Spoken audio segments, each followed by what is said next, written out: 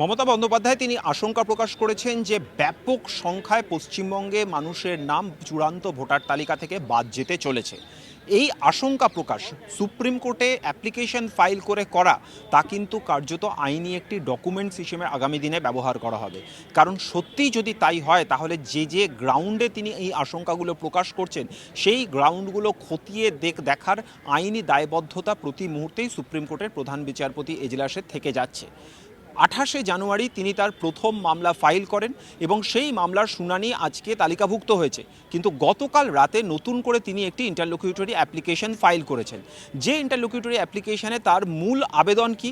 তার আবেদন হচ্ছে যে আর মাত্র 4 দিন হাতে আছে। এই 4 দিনে এখনও লজিক্যাল ডিসক্রিপেন্সির কারণে 50 লক্ষ মানুষের শুনানি বাকি রয়েছে, যা 4 দিনের সময়সীমার মধ্যে কখনোই শেষ করা সম্ভব নয়।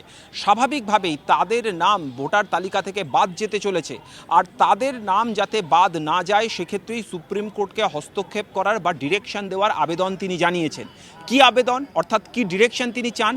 তার আবেদন হচ্ছে যে 2002-এর তালিকায় যাদের নাম রয়েছে এবং 2024-এ খতিয়ে দেখে যাদেরকে পাওয়া গিয়েছে তাদের নাম সুও মোটো ফাইনাল ইলেকটোরাল রোলে তুলে দেওয়া হোক। 14 ফেব্রুয়ারি ফাইনাল ইলেকটোরাল রোল প্রকাশ হওয়ার কথা, আর সেই সময় যাতে এদের নাম থাকে সেই বিষয়টি নিশ্চিত করার জন্য আধার কার্ডকে মান্যতা দেওয়ার আবেদন তিনি জানিয়েছেন। এর পাশাপাশি তার আবেদন পঞ্চায়েত, মিউনিসিপ্যাল অফিস বা লোকাল অ্যাডমিনিস্ট্রেশনের তরফ থেকে যা শংসাপত্র ইস্যু করা হয়েছে সেই সমস্ত শংসাপত্রকে মান্যতা দেওয়া হোক এবং তার ভিত্তিতে তাদের নাম সুও মোটো একেবারে ফাইনাল ইলেকটোরাল রোলে আপডেট করে দেওয়া হোক। এক্ষেত্রে সমস্ত শুনানি কেন্দ্র বন্ধ করে দেওয়ার আবেদন তিনি জানিয়েছেন। जो ममता बनर्जी जी पहुंची हैं, उन्होंने जो काला कोट पहना है भारतीय जनता पार्टी की काली करतूत के खिलाफ, और जनता को इसी तरह सामने आना पड़ेगा। ये व्यक्तिगत अधिकार की बात है। मत का छीनना आपका हक का छीनना। मत छीनेगा तो हक छीनेगा, और हक किस बात का? हर चीज का छीनता चला जाएगा। कल को विरासत के कागज आप बनाने के लिए सरकार आप पे दबाव बनाई, आप नहीं बना पाएंगे। नागरिकता का सवाल आएगा, बहुत सारे सवाल आएंगे। ये कहीं ना कहीं संगठित अपराध कर रहे हैं लोग। अधिकारी मिले हुए हैं, कुछ अधिकारी नहीं करना चाहते हैं, लेकिन फिर उसके बावजूद भी अधिकारियों पे दबाव बनाया जा रहा है। तो अगर हम आपत्ति उठाते तो इलेक्शन कमीशन कोई जवाब ही नहीं दे रहा, किसी पे कार्रवाई नहीं कर रहा। लगता तो ये कि साठगांठ इतनी पक्की है कि भविष्य में हो सकता है इलेक्शन कमीशन में भी बिल्डिंग पे उनके भारतीय जनता पार्टी का झंडा लग जाए।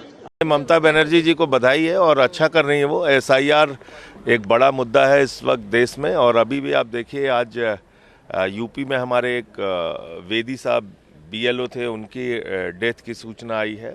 तो बीएलओज मर रहे हैं। एसआईआर में बीजेपी जो पूरे देश में घोटाला कर रही है वही बंगाल में कर रही है। वो नौटंकी के मास्टर हैं। चुनाव है, चुनाव में नौटंकी। पिछले चुनाव में पैर टूट गया और जो रिजल्ट आया पैर ठीक हो गया। तो अभी एसआईआर में जितनी गड़बड़ियां ममता बनर्जी ने की है, अपने दफ्तर से टीएमसी के वर्करों के द्वारा अधिकारियों के साथ मिलकर के वहां के अधिकारियों को टीएमसी का कार्यकर्ता बना दिया है, और उल्टे जा रही है सुप्रीम कोर्ट।